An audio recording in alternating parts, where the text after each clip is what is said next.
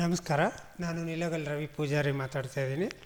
ನಮ್ಮ Shri Poojary productions YouTube ಚಾನಲ್ಗೆ ತಮಗೆಲ್ಲರಿಗೂ ಸ್ವಾಗತ, ಸುಸ್ವಾಗತ. ಗೆಳೆಯರೆ, ಅದೇ ನಮ್ಮ ನವಲಗುಂದದ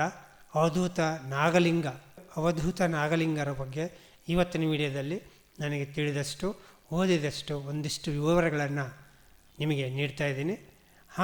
ನಮ್ಮ ಚಾನಲನ್ನು ಯಾರಾದರೂ ಹೊಸದಾಗಿ ನೋಡ್ತಾ ಇದ್ದರೆ ದಯವಿಟ್ಟು ಸಬ್ಸ್ಕ್ರೈಬ್ ಮಾಡ್ಕೊಳ್ಳಿ.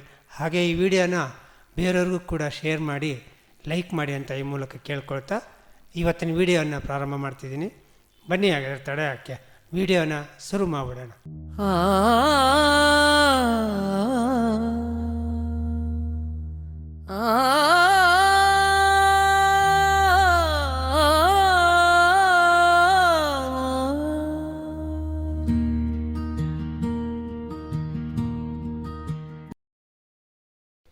ಇನ್ನು ಊರಿಗೆ ಬಂದವರು ಮನೆಗೆ ಬರದೆ ಊರು ಹೊರಗೇನೆ ಸ್ಮಶಾನದಲ್ಲಿ ಕಾಲ ಕಳೀತಾ ಇರ್ತಾರೆ. ಅಲ್ಲಿರುವ ಜನರು ನಾಗಲಿಂಗನ ಈ ಒಂದು ಅವತಾರ ನೋಡಿ, ಈ ಒಂದು ವಿಚಿತ್ರ ನಡವಳಿಕೆ ನೋಡಿ, ಮೈ ಮೇಲೆ ಬಟ್ಟೆ ಇಲ್ಲ, ಬರೀ ಒಂದು ಲಂಗೋಟಿ ಸುತ್ತಕೊಂಡು, ಆ ಸ್ಮಶಾನದಲ್ಲಿರ್ತಕ್ಕಂಥ ಬಟ್ಟೆಯನ್ನೇ ಸೊಂಟಕ್ಕೆ ಸುತ್ತಕೊಂಡು, ಗಡ್ಡ ಬಿಟ್ಟು, ಜಡೆ ಬಿಟ್ಟು, ತುಂಬ ಸಾಧು ಸಂತರಂತೆ, ಸನ್ಯಾಸಿಯಂತೆ ಆ ಸ್ಮಶಾನದಲ್ಲಿ ಕಾಲ ಕಳೀತಾ ಇರಬೇಕಾದ್ರೆ ಊರು ಮಂದಿಗೆಲ್ಲ ಗೊತ್ತಾಗಿ, ಅಲ್ಲಿಂದ ತಾಯಿಗೂ ಗೊತ್ತಾಗಿ, ಮನೆಯವ್ರಿಗೂ ಗೊತ್ತಾಗಿ, ತಾಯಿ ಓಡೋಡಿ ಬರ್ತಾಳೆ ಮಗನ ನೋಡೋಕ್ಕೆ. ಮಗನೇ ಬಾ, ಮನೆಗೆ ಬಾ, ಇಷ್ಟು ದಿನ ಎಲ್ಲೋಗಿದ್ದೆ, ಹಾಗೆ ಹೀಗೆ ಅಂಥೇಳಿ ಕರೀತಾಳೆ. ಬರ್ತೀನಿ ಹೋಗವ್ವ ಅಂತ ಹೇಳ್ತಾರೆ. ಮನೆಗೆ ಹೋಗಲ್ಲ, ಅಲ್ಲೇ ಸ್ಮಶಾನದಲ್ಲಿ ಕಾಲ ಕಳೀತಾ, ಅಲ್ಲೇ ಯಾರು ತಂದುಕೊಟ್ರೆ ಊಟ ಮಾಡ್ತಾ ಕಾಲ ಕಳೀತಾ ಇರ್ತಾರೆ. ಇಂಥ ಒಂದು ಸಂದರ್ಭದಲ್ಲಿ ಒಂದು ದಿನ ಬರ್ತೀನಿ ಅಂತ ತಂದೆ ಬಂದು ಕರೆದಾಗ ಊಟಕ್ಕೆ ಬರ್ತೀನಿ ಅಂತ ನಾಗಲಿಂಗ ದೇವರು ಹೇಳ್ತಾರೆ. ತಾಯಿ ತುಂಬ ಖುಷಿಯಿಂದ ಮಗ ಮನೆಗೆ ಬರ್ತಾನೆ ಅಂಥೇಳಿ ವಿಶೇಷವಾಗಿ ಹಬ್ಬದ ಅಡುಗೆಯನ್ನು, ಮೃಷ್ಟಾನ್ನ ಅಡುಗೆಗಳನ್ನೆಲ್ಲ ಮಾಡಿ ಮಗನಿಗಾಗಿ ಕಾಯ್ತಾ ಕೂತ್ಕೋತಾಳೆ. ಬೆಳಗ್ಗಿನ್ನೇ ಬರ್ತೀನಿ ಅಂತ ಹೇಳಿದ ನಾಗಲಿಂಗ ದೇವರು ಮಧ್ಯಾಹ್ನ ಆದರೂ ಬರಲ್ಲ, ಸಂಜೆ ಆದರೂ ಬರಲ್ಲ. ಮನೆಯಲ್ಲಿ ತಂದೆ, ಅಣ್ಣ ತಮ್ಮಂದಿರು ಎಲ್ಲರೂ ಕಾಯ್ತಾ ಇರ್ತಾರೆ. ಹಸುವಿನಿಂದ ಕೋಪಗೊಂಡ ತಂದೆ ಇನ್ನೂ ಬರಲಿಲ್ಲ ಅಂತ ಕೋಪ ಮಾಡ್ಕೊಂಡು ಕೂತ್ಕೊಂಡಿರ್ತಾರೆ. ಕಡೆಗೆ ನಾಗಲಿಂಗ ದೇವರು ಮನೆಗೆ ಬರ್ತಾರೆ. ನಾಗಲಿಂಗ ಬಂದ ಒಂದು ಸಂತೋಷ ಸಂಭ್ರಮಕ್ಕೆ ತಾಯಿ ಮಗನನ್ನು ಒಳಗೆ ಕರೀತಾಳೆ. ನಾಗಲಿಂಗ ಮನೆ ಒಳಗಡೆ ಬರ್ತಿದ್ದಂಗೆ ತಂದೆ ಕೋಪಗೊಂಡು ಕೇಳ್ತಾರೆ, ನಿನಗೆ ಎಷ್ಟೊತ್ತು ಕಾಯೋದು? ನಾವು ಬೆಳಗ್ಗೆಯಿಂದ ಅಡುಗೆ ಮಾಡಿ ಕಾಯ್ತಾ ಇದ್ದೀವಿ, ನಿನಗೆ ಸ್ವಲ್ಪನಾದರೂ ಕರುಣೆ ಇಲ್ವಾ? ಯಾಕೆ ಹಿಂಗೆ ಮಾಡ್ತೀಯಾ? ಗಡ್ಡ ಬಿಟ್ಕೊಂಡು, ಈ ಕೂದಲು ಬಿಟ್ಕೊಂಡು, ಈ ಬಟ್ಟೆ ಸುತ್ತಕೊಂಡು ಸನ್ಯಾಸಿ ಥರ ಯಾಕಿದೆಯಾ? ಸನ್ಯಾಸಿ ಆಗಿದೆಯಾ? ಸನ್ಯಾಸಿಯಾಗಿ ಹಂಗೆ ಹೋಗ್ಬಿಡು, ಯಾಕೆ ಬಂದಿದೆಯಾ ಅಂತ ಅಂದುಬಿಡ್ತಾರೆ. ಆಗ ನಾಗಲಿಂಗ ದೇವರು ತಡ ಮಾಡದೆ ಹೇಳ್ತಾರೆ, ತಂದೆ, ನಿನ್ನ ಅಪ್ಪಣೆ ಕೂಡ ನನಗೆ ಸಿಕ್ಕಿತು, ಸನ್ಯಾಸಿಯಾಗಿ ಹೋಗಿಬಿಡು ಅಂತ ನೀನೇ ಹೇಳ್ದಲ್ಲ, ನಾನು ಧನ್ಯನಾದೆ. ಗುರುವೇ, ನನಗೆ ತಂದೆ ಆಜ್ಞೆ ಕೂಡ ಸಿಕ್ತು, ತಂದೆ ತಾಯಿ ಆಜ್ಞೆನೂ ಸಿಕ್ತು, ನಾನು ಇನ್ನು ಸನ್ಯಾಸಿ ಆಗ್ತೇನೆ, ಇಂದಿನಿಂದ ನಾನು ಸನ್ಯಾಸಿ ಆಗ್ತೇನೆ ಅಂತೇಳಿ ಇರೋ ಬಟ್ಟೆನೆಲ್ಲ ಹರಿದು ಬರೀ ಒಂದು ಲಂಗೋಟಿ ಕಟ್ಕೊಂಡು ಉಳಿದ ಬಟ್ಟೆಯಲ್ಲಿ ಒಂದು ಜೋಳಿಗೆಯನ್ನು ಮಾಡಿಕೊಂಡು ತಂದೆ ತಾಯಿ ಹತ್ರನೇ ಮೊದಲ ಭಿಕ್ಷೆಯನ್ನು ಕೇಳ್ತಾರೆ. ಭವತಿ ಭಿಕ್ಷಾಂದೇಯಿ ಅಂತ ಜೋಳಿಗೆಯನ್ನು ಹೊಡ್ತಾರೆ. ತಂದೆ ತಾಯಿಗಳು ಆಶ್ಚರ್ಯರಾಗಿ, ದುಃಖಿತರಾಗಿ, ಯಾಕೆ ನಾಗಲಿಂಗ, ಯಾಕೆ ಹಿಂಗೆ ಮಾಡ್ತಿದ್ಯಾ? ನೀನು ಸನ್ಯಾಸಿ ಆಗಬಾರ್ದು, ನಮ್ಮ ಜೊತೆ ಇರಿ, ಬಾಳು ಬದುಕಬೇಕಪ್ಪ ಅಂತ ಎಷ್ಟೇ ಕೇಳಿಕೊಂಡ್ರು ನಾಗಲಿಂಗ ದೇವರು ಒಪ್ಪೋದಿಲ್ಲ. ಆಗ ಅವನ ಇಚ್ಛೆ ನಮ್ಮ ಇಚ್ಛೆ ಅಂಥೇಳಿ ತಂದೆ ತಾಯಿಗಳು ನಾಗಲಿಂಗ ದೇವರಿಗೆ ಮೊದಲ ಭಿಕ್ಷೆಯನ್ನು, ಅವರ ಜೋಳಿಗೆಯನ್ನು ತುಂಬಿಸ್ತಾರೆ. ತಂದೆ ತಾಯಿಯಿಂದ ಅಪ್ಪಣೆ ಪಡೆದು ಅವರಿಂದನೇ ಮೊದಲ ಭಿಕ್ಷೆಯನ್ನು ಪಡೆದ ನಾಗಲಿಂಗ ದೇವರು ಅಲ್ಲಿಂದ ಹೊರಡ್ತಾರೆ.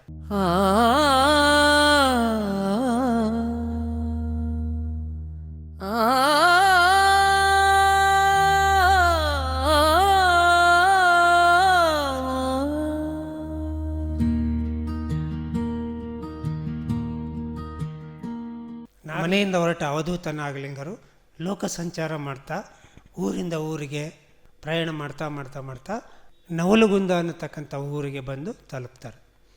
ನವಲಗುಂದ ಬರೋದ್ರೊಳಗಡೆ ಅವ್ರಿಗೆ ಆಯಾಸ ಆಗಿರುತ್ತೆ, ಸುಸ್ತಾಗಿರುತ್ತೆ, ಜ್ವರ ಬೇರೆ ಬಂದುಬಿಟ್ಟಿರುತ್ತೆ. ತುಂಬ ಸುಸ್ತು, ಜ್ವರ, ಕೆಮ್ಮಿನಿಂದ ನರಳುತ್ತಾ ಆ ನವಲಗುಂದದಲ್ಲಿರ್ತಕ್ಕಂಥ ಮೌನೇಶ್ವರ ದೇವಸ್ಥಾನಕ್ಕೆ ಬರ್ತಾರೆ. ಆ ಮೌನೇಶ್ವರ ದೇವಸ್ಥಾನದಲ್ಲಿ ಉಳ್ಕೊಂಡು ತುಂಬ ಜ್ವರ ಬಂದು ನರಳುತ್ತಾನೆ ಇರಬೇಕಾದ್ರೆ ಅಲ್ಲಿಗೆ ಸಮಗಾರ ಭೀಮವ್ವ ಅಂತಕ್ಕಂಥ ಒಬ್ಬ ಕನ್ಯೆ ಬರ್ತಾಳೆ. ಯಾರೋ ದೇವಸ್ಥಾನದಲ್ಲಿ ನರಳುತ್ತಾ ಇದ್ದಾರೆ, ಅವ್ರಿಗೇನು ಹುಷಾರಿಲ್ವೇನೋ ಅಂತ ಯಾರಪ್ಪ ನೀನು ಅಂತ ಬಂದು ಮಾತಾಡಿಸಿದಾಗ ಆಗ ನಾಗಲಿಂಗ ದೇವರು ಹೇಳ್ತಾರೆ, ತಾಯಿ ನಾನು ನಾಗಲಿಂಗ, ಅವಧೂತ ನಾಗಲಿಂಗ. ನನಗೆ ತುಂಬ ಆಯಾಸವಾಗಿದೆ, ತುಂಬ ಸುಸ್ತಾಗಿದೆ, ಮೈ ಕೆಂಡದಂತೆ ಸುಡ್ತಾ ಇದೆ, ಜ್ವರ ಬಂದು ದಯವಿಟ್ಟು ತಿನ್ನೋಕ್ಕೆ ಏನಾದರೂ ಕೊಡ್ತಾಯಿ ಅಂತ ಕೇಳ್ತಾರೆ. ಆಗ ಸಮಗಾರ ಭೀಮವ್ವ ಕೀಳು ಜಾತಿಯವಳಾಗಿರೋದ್ರಿಂದ ಭಯಪಟ್ಟು, ಇಲ್ಲ ತಂದೆ, ನಾನು ದೇವಸ್ಥಾನದ ಒಳಗಡೆನೂ ಬರುವಂಗಿಲ್ಲ, ನಾನು ಕೀಳು ಜಾತಿಯವಳು, ನನ್ನ ಹತ್ರ ಶೆಟ್ರು ಕೊಟ್ಟಿರ್ತಕ್ಕಂಥ ಗಂಜಿ ಇದೆ, ಕೊಡಲೆ ಅಂತ ಕೇಳ್ತಾರೆ. ಕೊಡುತ್ತಾಯಿ, ಗಂಜಿನ ಕುಡ್ದಾದರೂ ನಾನು ಸ್ವಲ್ಪ ಚೈತನ್ಯವನ್ನು ತೊಗೊಳ್ತೀನಿ ಅಂತ ಕೇಳ್ಕೊಂಡಾಗ ದೇವಸ್ಥಾನ ಒಳಗಡೆ ಬರೋಕ್ಕಾಗಲ್ಲ ಅಂತ ಭೀಮವ್ವ ಹಠ ಮಾಡ್ತಿದ್ದಂಗೆ ನಾಗಲಿಂಗ, ಏನೂ ಆಗಲ್ಲ, ಅದೆಲ್ಲ ತಲೆಯಲ್ಲಿ ಇಟ್ಕೋಬಾರ್ದ, ಈ ಜಾತಿ ಭೇದ ಇವೇನು ಬೇಡ, ನನಗೆ ಯಾವುದೂ ಸಂಬಂಧ ಇಲ್ಲ, ಮನುಷ್ಯ ಜಾತಿ ಒಂದೇ ಅಂತೇಳಿ ಸಮಗಾರ ಭೀಮವ್ವಳಿಗೆ ಬುದ್ಧಿ ಹೇಳಿ ಆ ಗಂಜಿಯನ್ನು ಪಡೀತಾರೆ. ಆಗ ಭೀಮವ್ವ ಗಂಜಿ ಒಯ್ದು ಕೊಡ್ತಾಳೆ. ಗಂಜಿ ಕುಡಿದ್ರೂ ಕೂಡ ನಾಗಲಿಂಗ ದೇವರಿಗೆ ಸುಸ್ತು ಕಡಿಮೆ ಆಗೋಲ್ಲ, ಜ್ವರನೂ ಕಡಿಮೆ ಆಗೋಲ್ಲ, ನೆರಳಾಟನೂ ಕಮ್ಮಿ ಆಗೋಲ್ಲ. ಆಗ ಇನ್ನೂ ಜಾಸ್ತಿ ಆಗೋಗುತ್ತೆ, ಇನ್ನೂ ಜಾಸ್ತಿ ನೆರಳೋಕ್ಕೆ ಶುರು ಮಾಡ್ತಾರೆ. ಆಗ ಆಶ್ಚರ್ಯ ಆಗ್ಬಿಡ್ತಾಳೆ, ಭಯ ಆಗ್ಬಿಡುತ್ತೆ ಭೀಮವ್ವಳಿಗೆ.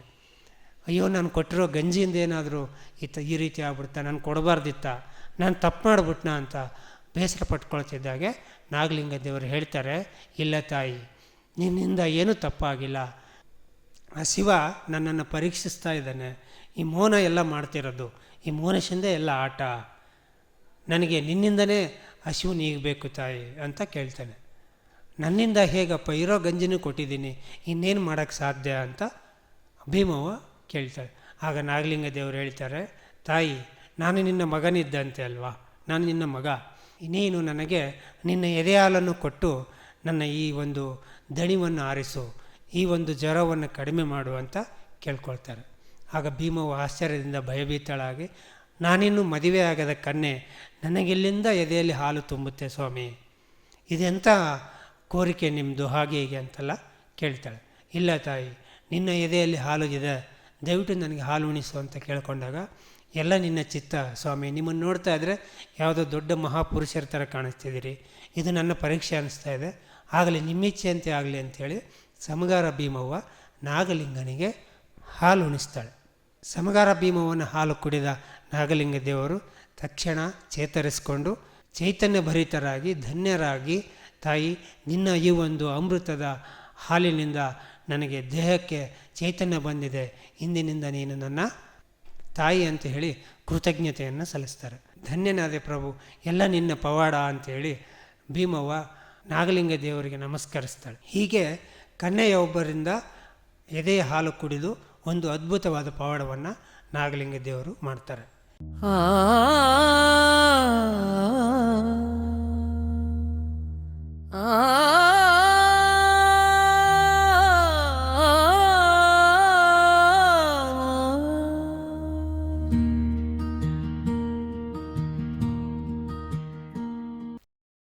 ಹೀಗೆ ನವಲಗುಂದದಲ್ಲಿ ಆ ದೇವಸ್ಥಾನದಲ್ಲಿ ಕಾಲ ಕಳೀತಾ ಅವರು ಒಂದಿಷ್ಟು ವಿಷಯಗಳನ್ನು ಜನಸಾಮಾನ್ಯರಿಗೆ ತಲುಪಿಸ್ತಾರೆ. ಸಣ್ಣ ಪುಟ್ಟ ಪವಾಡಗಳನ್ನು ಮಾಡ್ತಾ ಅದ್ಭುತವಾದ ನೀತಿ ಮತ್ತು ಜಾತಿ ಪದ್ಧತಿಗಳನ್ನು ಅವರು ಸರಿ ಮಾಡ್ತಾರೆ. ಹಿಂದೂ, ಮುಸ್ಲಿಂ, ಕ್ರಿಶ್ಚಿಯನ್ಸ್ ಎಲ್ಲ ಧರ್ಮವೂ ಒಂದೇ, ಎಲ್ಲದಕ್ಕೂ ಒಬ್ಬನೇ ದೇವರು ಅಂತ ಸಾರಿ ಅವರು ಆಗಾಗ ಆ ರೀತಿಯ ಸಂಬಂಧಪಟ್ಟ ಕೆಲವು ಪವಾಡಗಳನ್ನು ಮಾಡ್ತಾರೆ. ಇವರ ಸಮಕಾಲೀನವರೇ ಆಗಿರ್ತಕ್ಕಂಥ ಶಿಶ್ನಾಳ ಶರೀಫರು ಮತ್ತು ಗರಗದ ಮಡಿವಾಳಪ್ಪ ಕೂಡ ಇವರ ಸಮಕಾಲೀನವರೇ ಆಗಿರ್ತಾರೆ.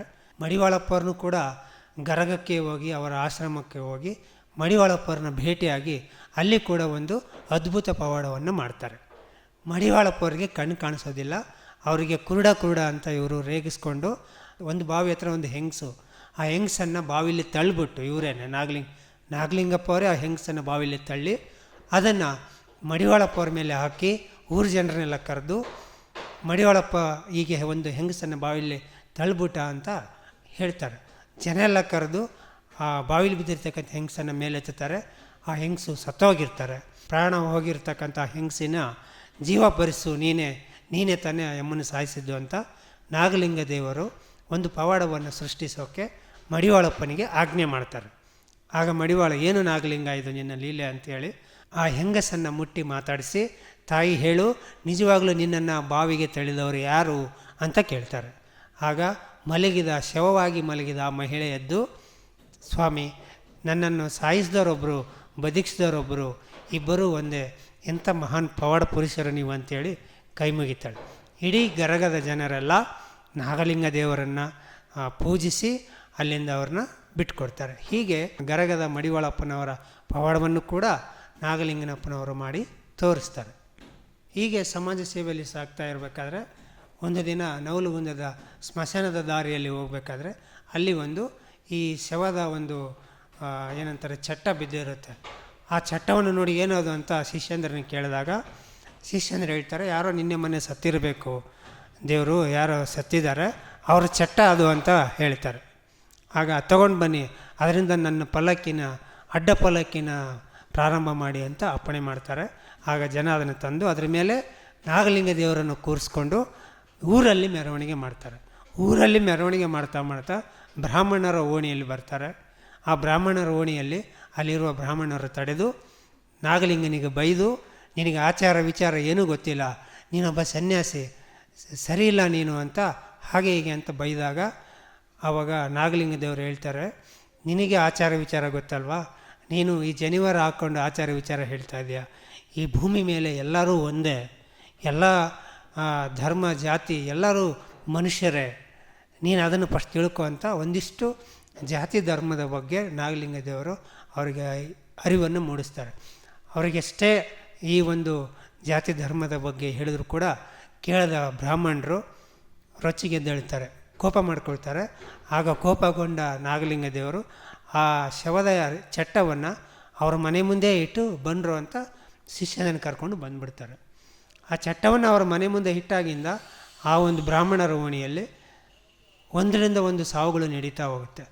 ಈ ಸಾವುಗಳಿಗೆ ಕಾರಣ ಆ ನಾಗಲಿಂಗನ ಅಂತ ಅವ್ರಿಗೆ ಗೊತ್ತಾಗಿ ನಾಗಲಿಂಗ ದೇವರ ಮೊರೆ ಹೋಗ್ತಾರೆ. ಆಗ ನಾಗಲಿಂಗ ದೇವರು ಹೇಳ್ತಾರೆ, ನೋಡಿ ಬ್ರಾಹ್ಮಣರೇ, ನಿಮ್ಮ ಆಚಾರ ವಿಚಾರಗಳು ಕೂಡ ಈ ಸಮಾಜದಲ್ಲಿ ಜನಸಾಮಾನ್ಯರಿಗೆ ಪ್ರಿಯವಾಗಿರಬೇಕು, ಆಶ್ರಯವಾಗಿರಬೇಕು, ಹಿಂಸೆ ಆಗಿರಬಾರ್ದು, ಎಲ್ಲ ಧರ್ಮ ಜಾತಿನೂ ಒಂದೇ ಅಂತ ನಾಗಲಿಂಗ ದೇವರು ಹೇಳ್ತಾರೆ. ಅರಿಯದೆ ಮಾಡಿದ ತಪ್ಪಿಗಾಗಿ ನಮ್ಮ ಕೇರಿಯಲ್ಲಿ ಒಂದಿಷ್ಟು ಪ್ರಾಣಗಳು ಹೋಗಿದೆ, ದಯವಿಟ್ಟು ನಮ್ಮನ್ನು ಕ್ಷಮಿಸಿ ಉದ್ಧರಿಸು ತಂದೆ ಅಂತ ಆ ಬ್ರಾಹ್ಮಣರೆಲ್ಲರೂ ನಾಗಲಿಂಗ ದೇವರ ಹತ್ರ ಕೇಳಿಕೊಂಡಾಗ ನಾಗಲಿಂಗ ದೇವರು ಅವರಿಗೆ ಆಶೀರ್ವಾದ ಮಾಡ್ತಾರೆ. ಹೀಗೆ ನಾಗಲಿಂಗ ದೇವರು ಅನೇಕ ಪವಾಡಗಳನ್ನು ಮಾಡಿ ಜನಸಾಮಾನ್ಯರಿಗೆ ಬದುಕು ಶೂನ್ಯ, ಇಲ್ಲಿ ಭಕ್ತಿ ಪ್ರೀತಿ ಮಾತ್ರ ಗಟ್ಟಿ ಅನ್ನೋದನ್ನು ಬಲವಾಗಿ ಎಲ್ಲ ಧರ್ಮ ಎಲ್ಲ ಜಾತಿಯವರಿಗೆ ಹೇಳಿದರು. ಆಮೇಲೆ ಎಲ್ಲ ಧರ್ಮ ಎಲ್ಲ ಜಾತಿಯವರನ್ನು ಕೂಡ ಅವರು ತುಂಬ ಪ್ರೀತಿಯಿಂದ ಅಪ್ಕೊಳ್ತಾಯಿದ್ರು. ಇವತ್ತಿಗೂ ಕೂಡ ನವಲುಗುಂದದಲ್ಲಿರ್ತಕ್ಕಂಥ ಅವರ ಆ ಮಠದಲ್ಲಿ ಬೈಬಲ್ ಪೂಜೆ ಆಗುತ್ತೆ, ನಮಾಜ್ ಆಗುತ್ತೆ, ಮತ್ತು ಹಿಂದೂ ಧರ್ಮದ ಪೂಜೆಯೂ ಆಗುತ್ತೆ. ಹೀಗೆ ವೃದ್ಧಾಪ್ಯ ತಲುಪಿದ ನಾಗಲಿಂಗ ದೇವರ ಸೇವೆ ಮಾಡ್ತಾ ಸಮಗಾರ ಭೀಮವ್ವ ಐಕ್ಯಳಾಗ್ತಾಳೆ. ಸಮಗಾರ ಭೀಮವ್ವ ಐಕ್ಯಳಾದ ಕೆಲವೇ ದಿನಗಳಲ್ಲಿ ನಾಗಲಿಂಗ ದೇವರು ಕೂಡ 1881ರಲ್ಲಿ ಜೀವಂತ ಸಮಾಧಿ ಆಗ್ತಾರೆ.